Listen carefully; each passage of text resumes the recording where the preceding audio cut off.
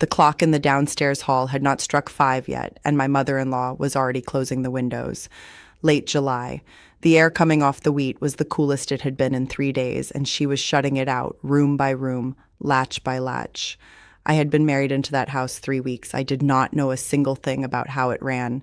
So when she went down the back stairs, I reached over the bed and propped the window in our room open again with a folded washcloth, because I thought I was helping. By 2 that afternoon, that room was the hottest in the house. Everyone knew which room it was. My name in this story is Miriam. I am telling it the way I lived it, from the inside of one household in one church district. Not for every plain family, because no two of them keep a summer the same way. This channel is for the old work that still functions, the methods people used before wiring, explained honestly instead of made romantic. If that is what you came for, subscribe and stay through to the end, because the whole system gets laid out plainly before we finish. Tell me in the comments, why would a woman shut every window in a house at 4 in the morning in July? Most people guess wrong. I did. I lay there another hour and listened to her work. She did not hurry, and she did not skip a room. Latch, curtain, latch. The old shutters on the west side went over last, and they made a sound like a book closing. When I came down at 6, the kitchen was already dim, and the stove was cold, and there was bread on the table that had been baked the night before. She was drinking coffee in the half-dark with her shoes already on. She looked up at me and said good morning and nothing else. The window I had propped was 1 floor above us, and I had forgotten it. By 9, the yard was white with light, and the porch boards were too warm to sit on. Inside, the front room stayed cool enough that I put a shawl over my arms and felt foolish about it. I had grown up believing a house should breathe all day. Ours at home had, and we had suffered for it every August without knowing we were choosing to. Here the air did not move at all, and it was cold along the floor, and the plaster on the north wall was cool when I set my hand flat against it. I thought the house was simply built better. I was half right, which is worse than being wrong. At 2, I went up for a clean apron, and the stairwell hit me like the inside of an oven door. Our room was worse. The washcloth was still folded under the sash where I had put it, and the curtain was hanging straight down, dead still, and the whole west side of the room was holding the afternoon in the bedding. Amos's Sunday shirts were on their hooks, and the cotton was warm to the touch. I stood there long enough to understand that I had done it, not the weather. Me, at 20 minutes to 5 in the morning, being helpful with a folded washcloth. Anna came up behind me. She did not ask what had happened, which told me she had already worked it out downstairs hours before, probably around the time the upstairs hall started to change. She reached past me, pulled the washcloth free, let the sash down, and drew the curtain. Then she said the only sentence she gave me that day. It cannot be taken back out once it is in. She went down. I stood in that room with the sheets holding heat like bricks, and I did not know whether I had been scolded, taught, or forgiven. And there was nobody in the house to ask. That night, I found out the windows were not the enemy. After the sun went behind the barn roof, Anna opened the house again. Every sash, both doors, the cellar way, the little vent under the eaves, and the whole place began to pull cool air through itself like a breath. By 10, it was better upstairs than it had been at noon. So she was not shutting the house against air. She was shutting it against a particular kind of air at a particular hour and letting a different kind in at another. I did not have the words for it. I had the sequence and I could not read it. I asked Amos at breakfast why his mother closed up so early. He said that was how the house was kept. I asked how she knew when. He said she just knew and passed me the butter, and that was the end of it. In the 2 summers that followed, I was corrected 11 or 12 times and explained to exactly never. Nobody in that family could tell me the reason for a single step of it. What I got instead, 3 days later, was a rule with no reason behind it, given at the cellar door, about when I was allowed to go down and when I was not. She was standing at the bottom of the kitchen stairs with a crock in her hands when she told me, "Not before noon." That was the whole of it, 3 words and the crock set down. I looked past her at the doorframe going down into the cellar, and there was a mark on it, chalk gone soft and gray with age, a single line drawn across the wood at about the height of my shoulder. It had been rubbed at and gone over more than once. I asked what it was. She picked the crock back up and went down the steps without answering me. I was raised 60 miles north in a settlement that kept summer loosely. Our house there was frame and thin-walled, and we opened it at daylight and left it open until dark, and in August we were miserable and thought that was simply August. My mother baked in the same kitchen we ate in the middle of the afternoon, with the door standing wide. Nobody corrected anyone. So I came to Anna's house carrying two things that did not help me: the habit of a different house and the belief that a house is a house. The walls there were stone below and plaster over brick above. That matters. I did not know yet why. Amos was 24 when we married, and he had never lived anywhere else. His father had been dead 6 years by then. Anna had stayed on in the main house, as is usual enough, and we took the upstairs rooms and the east bedroom, and the arrangement was supposed to be temporary in the way those arrangements always are. She ran the kitchen. She ran the day. Not the farm, that was Amos and his brother, but the hours inside the walls belonged to her, and every one of them had a task attached to it that I was expected to learn by watching. I watched. I learned the tasks, not the reasons. I want to be careful here, because it would be easy to make her sound cruel, and she was not. Anna never raised her voice at me in the 9 years I lived under her roof. She was clean, exact, generous with food, and the first one up every day of her life. When Barbara's baby came early, Anna was in that house for 11 days and would not take anything for it. Women in the district asked her advice about their gardens and their canning and their sick children, so when she corrected me and gave no reason, I did not think she was hiding something. I thought I was slow. The house had a reputation. People said it the way they would say a man kept good horses. Visitors would come in out of the glare in the middle of a July afternoon and stop just inside the door and remark on it, every time without fail. The preacher's wife told me once that she had never in her life been in a cooler house in August. They all said it to Anna. That was correct. It was hers. But it also meant that the coolness of those rooms was a thing the family owned publicly, and a thing that could be lost publicly by whoever lost it. People outside plain communities picture summer without a wall unit as endurance, sweat and prayer and putting up with it. That was not the shape of it in that house at all. It was a schedule, and it was tight, and there was no slack anywhere in it. Bread had to be out of the oven by a certain hour. Wash had to be off the line before a certain hour. The jars had to be filled in a window of the day that had nothing to do with when the tomatoes were ready. Miss one, and the cost did not land that afternoon. It landed for 3 days, and I had no way to test anything. There was one kitchen, and it was hers. One cellar, one set of shutters, one stove that mattered. I could not run the house my mother's way in some corner of it and compare the two, because there was no corner that was mine. Even the room Amos and I slept in was on her floor plan and inside her sequence. If I opened a window at the wrong hour, it was not my mistake in my room. It went into the whole volume of air that everyone else had to live in until dark. That is a strange kind of dependence.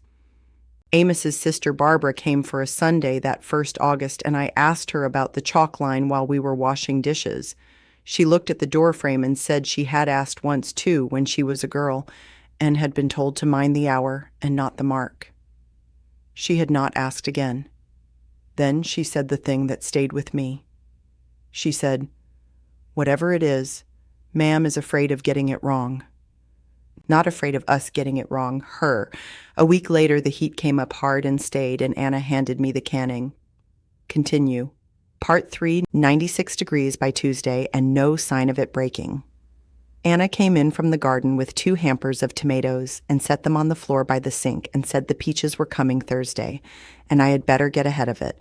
It was the first real work she had handed me since the wedding, and I understood what it was. She was giving me the week. I said I would start early, and she looked at me for a second longer than the sentence needed, and then went back out. I took that look as approval. It was not approval. She was waiting to see which stove I would light. I lit the one in the kitchen. 9 in the morning, big canner on, second pot beside it, both of them going hard. It made sense to me. The jars were in the kitchen, the water was in the kitchen, the sink was there, and I wanted the whole business done by 2 so I could sit down for an hour before supper. Nobody had told me otherwise. I had been in that house 5 weeks and had never once been told to use the summer kitchen, and I could not tell you at that point what it was even for. It was a squat little building out past the woodshed with a stovepipe and a padlock that did not lock. Anna came in around 10. The canner was rolling and the kitchen windows were shut because that much I had learned. She stopped inside the door and looked at the stove and then at the ceiling above it, which is a thing I remember because I did not understand it until much later. Then she said, "That is what the other one is for." That was all. She did not tell me to stop. She did not open a window or take a pot off. She stood there a moment longer, and then she went out the back, and I heard her go across the yard, and I finished the tomatoes. Here is what a hot stove does in a stone and plaster house in July. The heat does not leave when you put the fire out. It goes into the walls and the ceiling and the floor above, and it stays in them. And at night, when the house is open to purge itself, that mass has to give all of it back before the place will cool. A house like that works as a battery either way. It holds cold if you put cold in it. It holds heat exactly as well. I had spent 5 hours charging every wall in that kitchen and the bedroom floor above it, and I had done it in the hottest week of the year. We ate supper in a room that was still 80-some degrees at 8 in the evening. Anna opened the house at dusk, as always, and the air came through and did almost nothing. By 10, it was worse upstairs than it had been the night before. Amos lay on top of the sheet and said the heat had settled in and it would break, and he was asleep in 10 minutes because he had been in the field since 5. I was not asleep. I could hear the boards ticking as they let go of the day. It took until nearly midnight for the front room to feel like anything, and the upstairs never came right at all. It went on for 3 days. That is the part that is hard to explain to anyone who has only ever had a switch on the wall. One morning's decision did not cost one afternoon. It cost until Friday because the mass had to be walked back down night by night, and each night could only take out so much. Anna did not mention it. She did not have to. Barbara came Thursday and remarked mildly on the front room, and Anna said the weather had been heavy and did not look at me. I was more angry that week than I had been since I came, not at being wrong, at the shape of it. She had watched me light that stove and said nothing until the kitchen was already committed, and then she had given me 8 words and walked out into the yard. If she had told me on Monday, use the other stove, the heat goes into the walls, it takes 3 days to get it back out, I would have carried water across that yard barefoot all week and been glad. It was not that she withheld a rule, she withheld the reason, and without the reason, I could not tell a rule from a preference from a habit. So I started watching her instead of asking her. That began that week, and the first thing I noticed was that she did not use the summer kitchen every day either. Some mornings she baked out there, and some mornings she baked in the house, and it was not the temperature that decided it because I checked. Before she chose, she would go out onto the step and stand a moment and look up at the poplars along the west line to see which way the leaves were turning. Then she would go to one stove or the other. I could not make the pattern come out. The next Monday, the canning was not mine anymore. Anna did not say it had been taken back. She simply had the jars out and the water on at 5:30 in the summer kitchen before I was down the stairs. And when I came out to the yard, she said the garden wanted picking and the wash had gotten ahead of us, so I picked beans and I did the wash. It was real work, and it needed doing, and there was nothing in her voice to argue with. That is the thing about being managed by a woman who never says anything unkind. There is no sentence you can hold up afterward and point to. I took it as punishment. For about a year, I took it as punishment, and I was wrong, though not as wrong as I later wanted to believe. What she had actually done was move me to the work that could be finished before the sun got high. Wash on the line by 7, beans in by 8, both of them out of the house entirely. No steam in the kitchen, no boiling copper, nothing dumped into the air of a place that had to hold its cold until dark.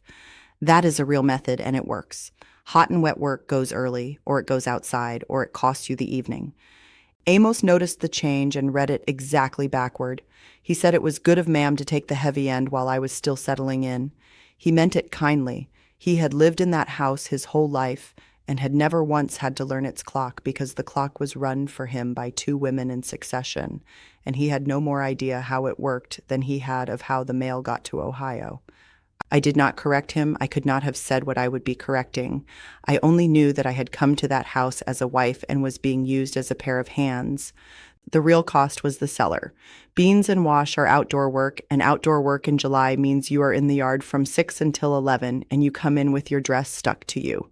The cellar hours belonged to whoever was doing the canning, and now that was Anna. She was down there in the cool from mid-morning on with the jars, and I was above in the shut-up house with nothing to do in the good hours but be too warm. I began to understand that in a house without a machine to make cold, the cold is a place. Being kept out of it is not nothing. In August, a woman named Sarah Zook drove over about a quilting and stood in our front room and said what they all said, that she did not know how Anna kept it so. Then, at the door, going out, she said something else. She said Anna kept the old times, and she said it looking at the shut shutters, and there was a little pull at the end of it that was not admiration. It was closer to pity. I carried that around for weeks. I thought she meant Anna was strict. It did not occur to me until much later that she might have meant Anna was out of date. Barbara told me in September that she had never been taught the order either. She had grown up in that kitchen, done every job in it, and left at 22, knowing which hour to do a thing, and not one reason why. She said she had asked her mother twice as a girl, and been answered both times with the task. She said, I think she was told the same way. That was the first crack in what I believed. I had assumed Anna was keeping something from me. Barbara was suggesting Anna had received it the same way she gave it, bare, with the reasons stripped off. So I began keeping time. Nothing written. I would not have dared put it on paper in that house and be found out with it in any way. I would have been ashamed to be caught studying my mother-in-law like a subject. But I could count what hour the west shutters went over, which nights she left the cellar way open and which nights she closed it, and that the upstairs sashes went down before the downstairs some days and not others. By the end of that first summer, I had a rough shape of it in my head and one thing bothering me. The shape was not consistent. 2 mornings that I am sure of, she closed the upstairs last instead of first, and both times she had been up in the night, and both times it was after a cool spell had broken. I told Amos carefully that I wanted to be taught the summer work properly and did not want to keep guessing. He thought about it for a day, and then he said the wrong thing to the wrong person in the wrong tone, meaning nothing but goodwill by it. He mentioned to his Aunt Lydia at a Sunday dinner that his wife was having some trouble settling to his mother's ways. Lydia came on a Tuesday with a basket of green beans she did not need help with. That was the pretext. She was Amos's father's sister, 61 that year. And in that family, she was the one who arrived when something wanted smoothing. Not a minister, not a deacon, nothing to do with the church at all. This never came within a mile of the church, and I want that clear because people hear a story like mine and reach straight for the bishop. There was no bishop. There was an aunt with a bean basket, and in a family that can carry more weight. We sat on the north porch, which is deep and shaded and faces away from the sun all day, and that is not decoration either. You keep the people out of the house in the afternoon, so the house does not have to work against the bodies in it. The kitchen behind us was shut and dim. Anna was inside. Lydia snapped beans for a good 10 minutes without saying anything, and I understood I was meant to speak first, and I did not. So eventually she said that Amos had mentioned I was finding the household hard. I said I was not finding the work hard. I said nobody had taught me the order of it, and I was tired of learning it by being corrected. I thought that was a reasonable sentence. I had been over it in my head for 2 days to make sure it did not accuse anyone. Lydia listened to the whole of it and nodded, and then she gave it back to me changed. She said, "You have not been here a year yet, and a young woman coming into a settled house needs patience, that was all. My problem had gone in as a gap in teaching and come out as a fault in my temper." I tried once more. I said I would learn faster if I knew the reasons. And she said, the thing I have thought about more than anything else anyone said to me that decade. She said the reasons are the hours, meaning there was nothing underneath, meaning the schedule was the whole of the knowledge and a reason was a thing outsiders wanted.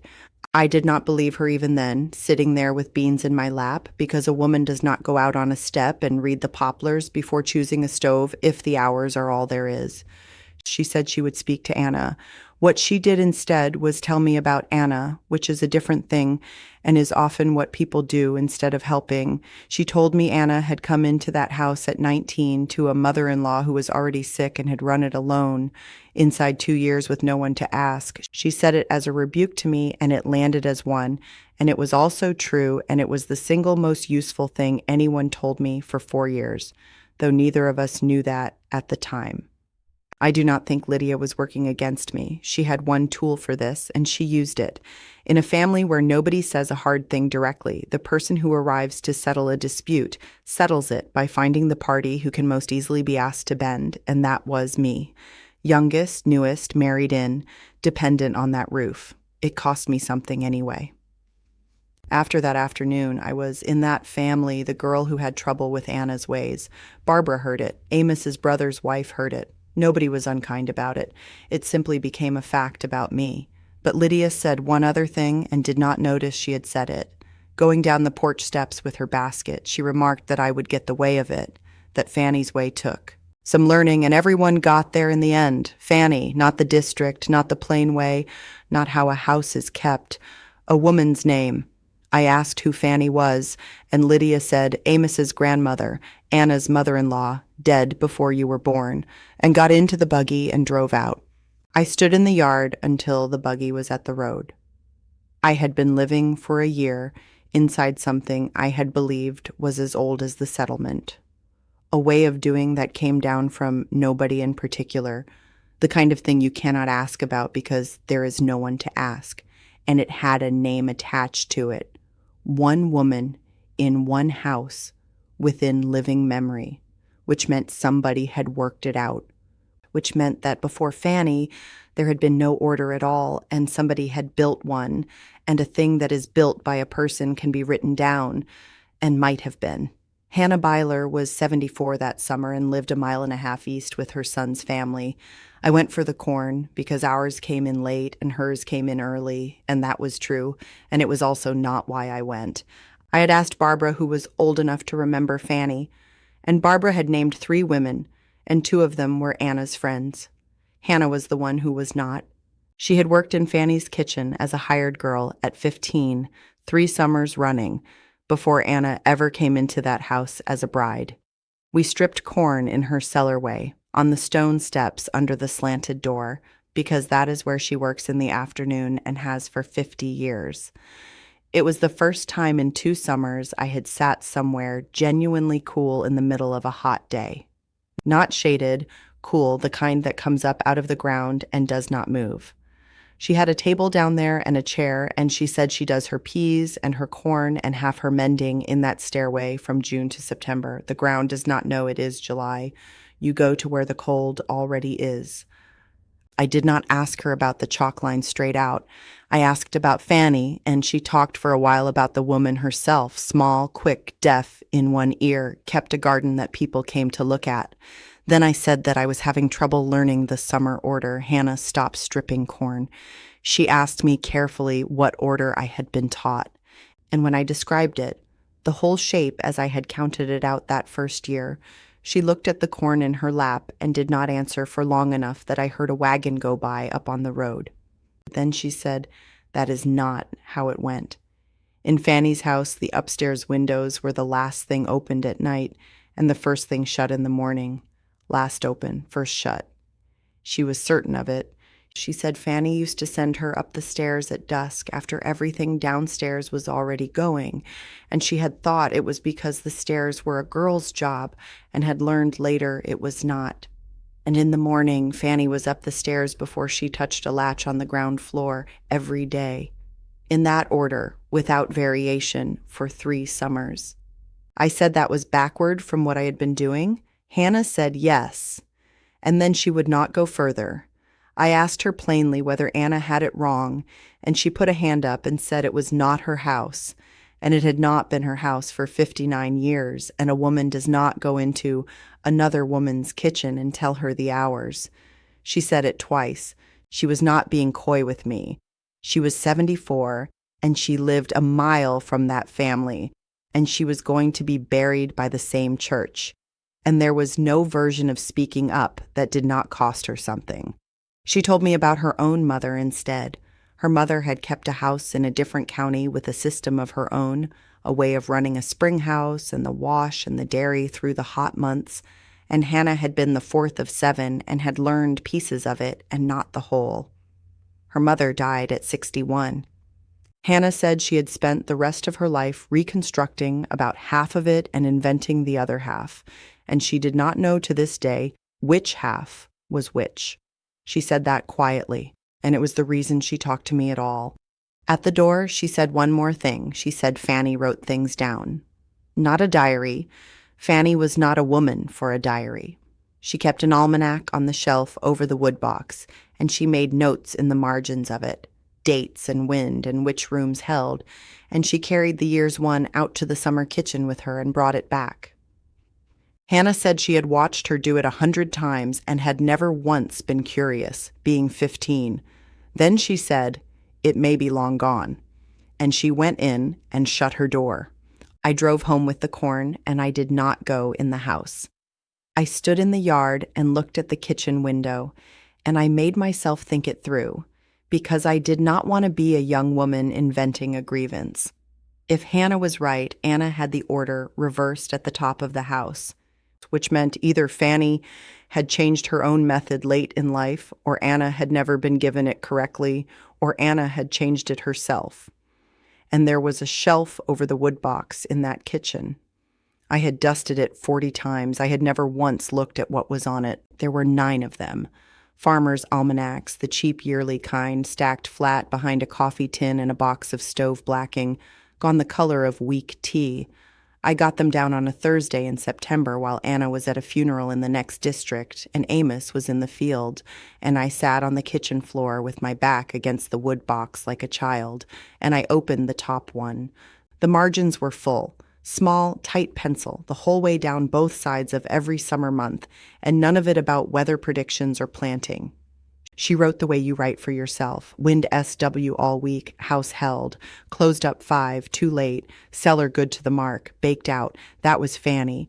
Dates and hours and 1 or 2 words of result year after year. And after the first hour of reading, I understood that I was not looking at a record of a system. I was looking at the system being built.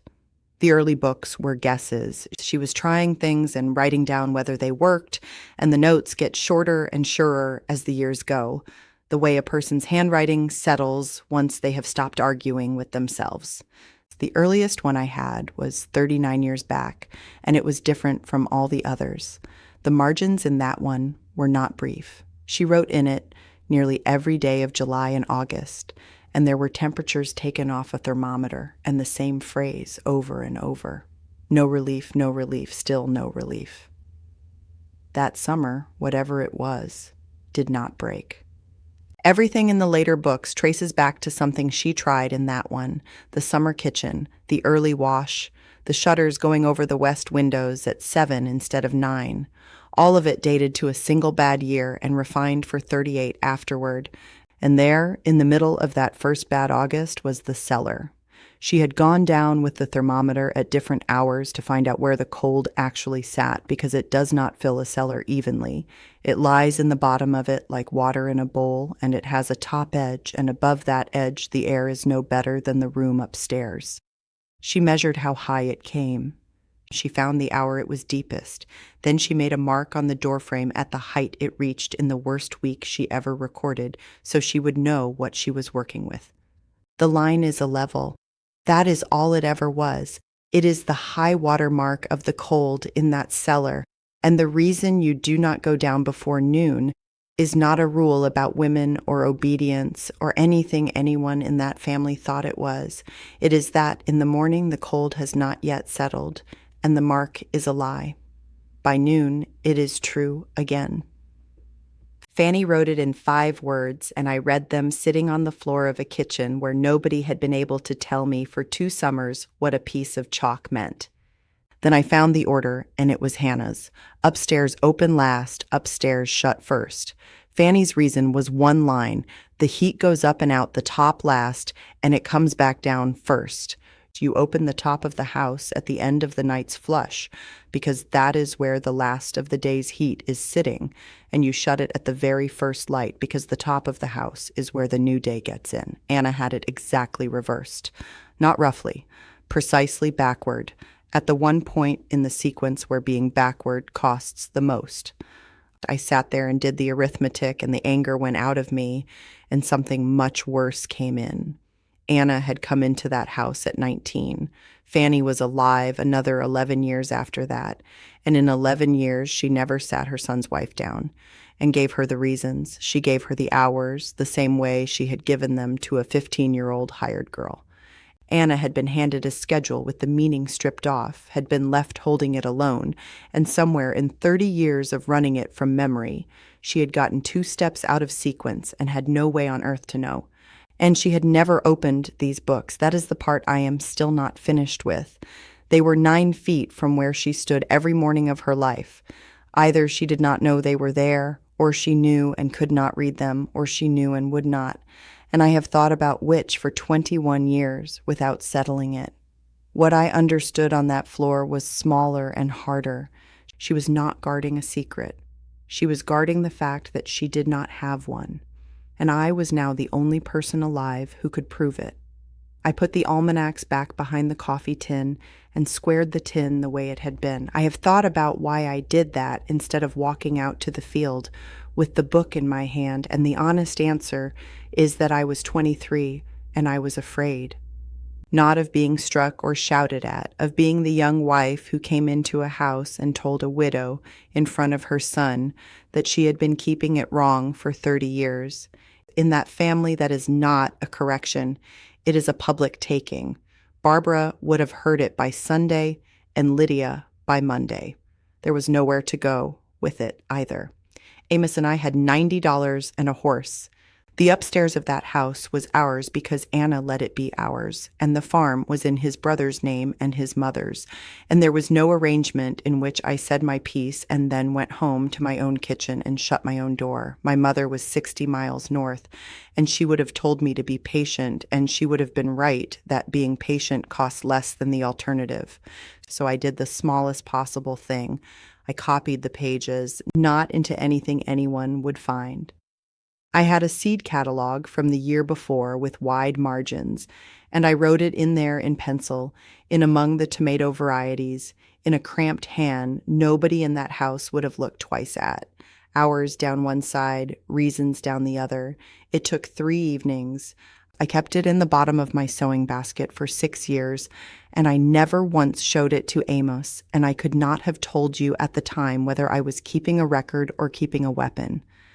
Then I ran 2 houses inside one house. In our upstairs, which was mine, to the extent that anything was, I did it Fanny's way. Sashes up last at night, down first at dawn, both of them together with the stairwell door standing open so the hot air had a road to travel. That is the whole trick of a stairway. It is a chimney if you let it be one, and if you shut the door at the bottom, you have corked it.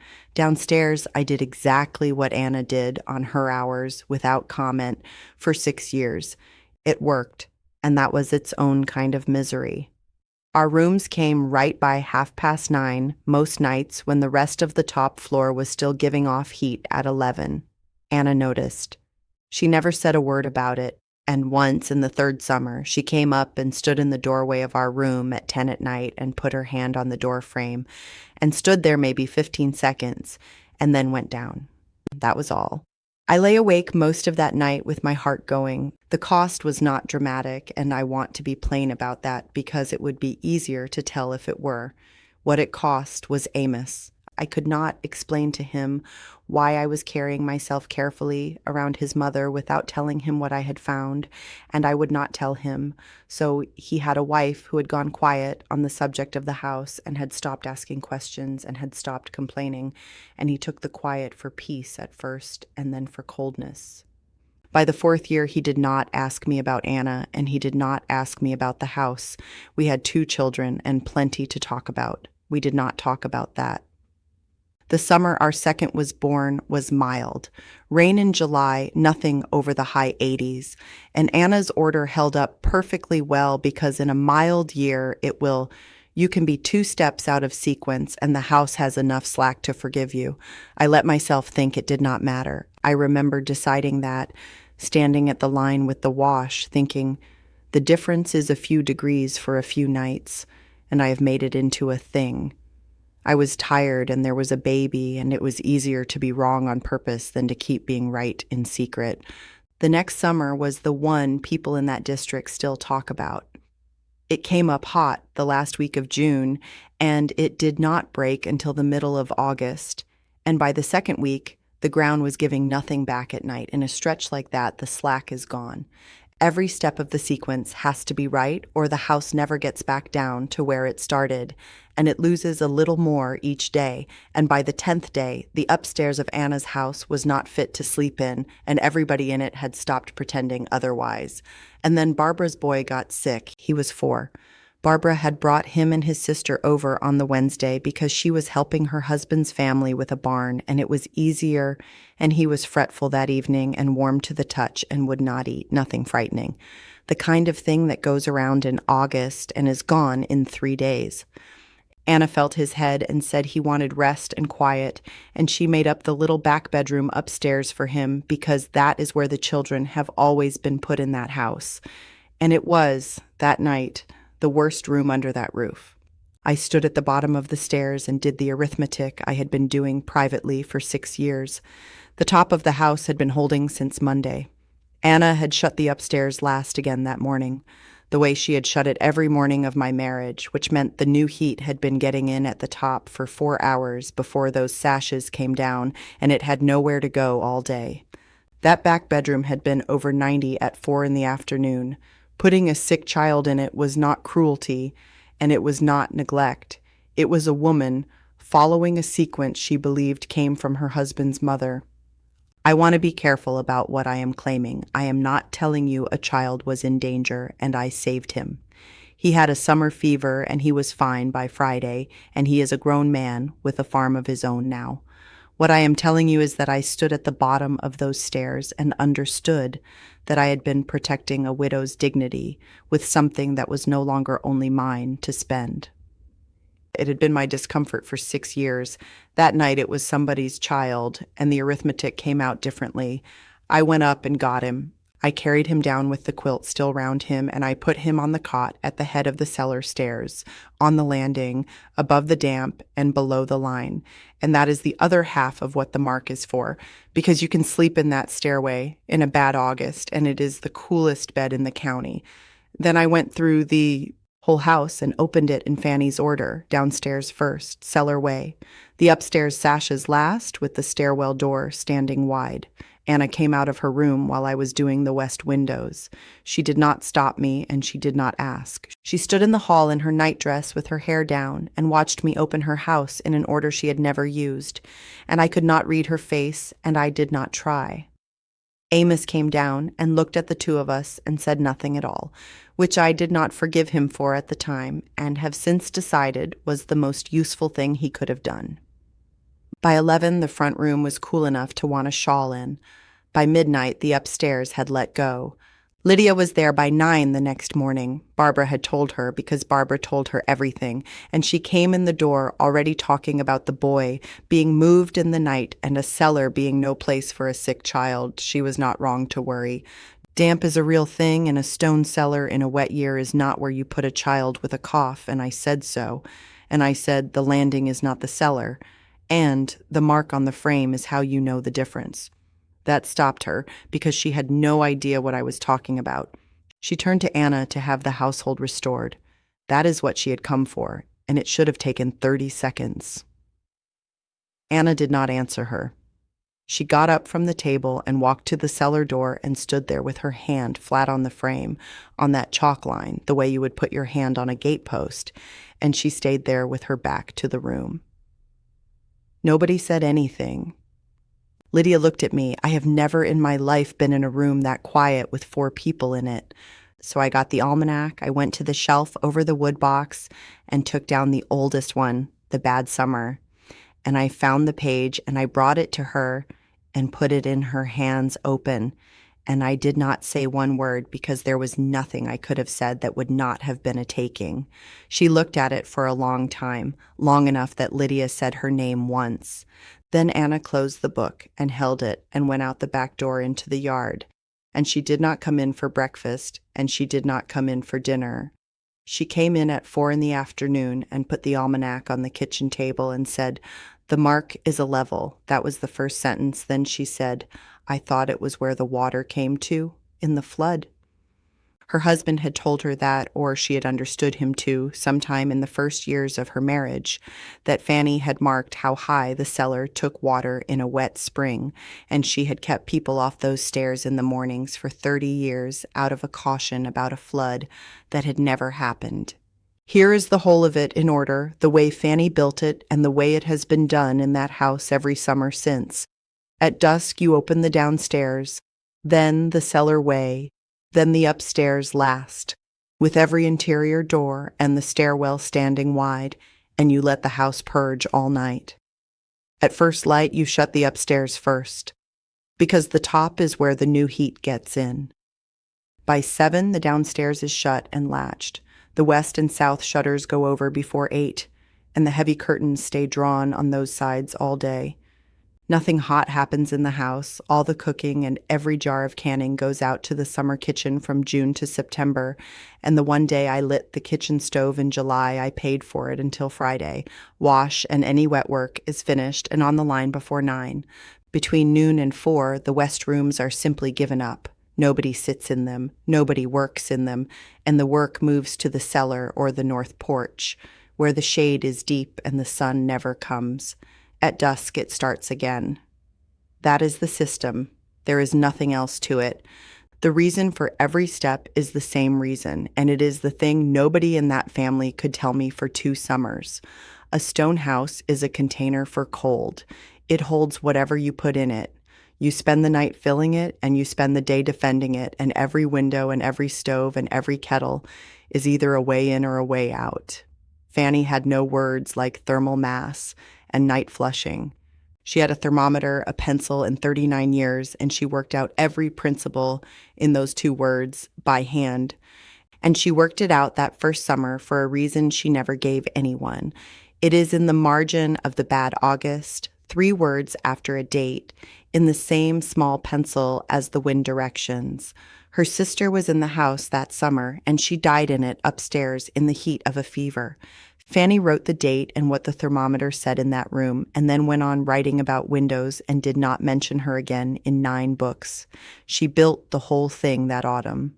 She never once said why, and the not saying is the reason it came down broken. So Anna had the reason and not the order. She knew there had been a death in that upstairs and that Fanny was strict about summer because of it. And that was exactly enough to make the schedule holy and not enough to make it work. Hannah had the order and not the reason, 3 summers of it at 15, and went away and kept it to herself for 59 years because it was not her house. Fanny gave each of them half and thought she had given it to somebody. That is the entire failure. It is not cruelty. It is a woman who could write a thing down and could not say it. Anna never apologized. I want to be clear because I know how a story like this is supposed to end. She did not say she had been wrong, not that afternoon, and not in the 11 years she lived after it. What she did was change the hours. From the next morning, the upstairs went down first, and it stayed that way, and she never once remarked on it. She kept running the kitchen until she was too ill to, and she taught me the rest of it properly in her last 2 summers, task by task, with the reasons, and never mentioned that there had ever been a time when she had not. I go back now to that first morning. 3 weeks married, my mother-in-law going through the house at 20 to 5 with the coolest air of the day standing outside the glass. I thought I was watching a woman shut out relief. I was watching a woman run the only part of a dead woman's method she was certain of, alone, for 30 years, with the reasons missing and no one she could ask without admitting they were missing. The chalk on that doorframe had gone almost to nothing by the summer she died. I went down with a piece of chalk that August and drew it in again, at the same height. I am 52. I run that house now, and my son's wife is in it, and the almanacs are not behind a coffee tin anymore. They are on the kitchen shelf with the newest one open, because there is a current one every year, and I write in it the way Fanny did. Wind, hours, which rooms held. My hand is bigger and messier than hers, and you can tell the 2 apart at a glance. 21 years of my margins now against her 39. Somebody a long way from here will be able to see exactly where one woman stopped and the next one started. What I got back was not the house. The house was never the thing. What I got back was the right to know why I was being asked to do something, and I did not get it given to me. I read it off a shelf nobody had looked at in 30 years, and I sat on a floor to do it. That is worth saying plainly. Nobody handed me the reasons. I went and found them, and then I sat on them for 6 years because I could not see a way to use them that did not cost a woman her standing. I still do not know what Anna understood, standing in the yard that whole day with the book, whether she read the page about her mother-in-law's sister and learned it for the first time, or whether she had known that part all along and was reading the part about the level, whether she had ever taken those books down before. I could have asked her any time in 11 years. I did not, and that was not kindness, and I have stopped calling it kindness. It was that I did not want the answer to be that she had known and had gone on anyway. The window in the east bedroom is the same window.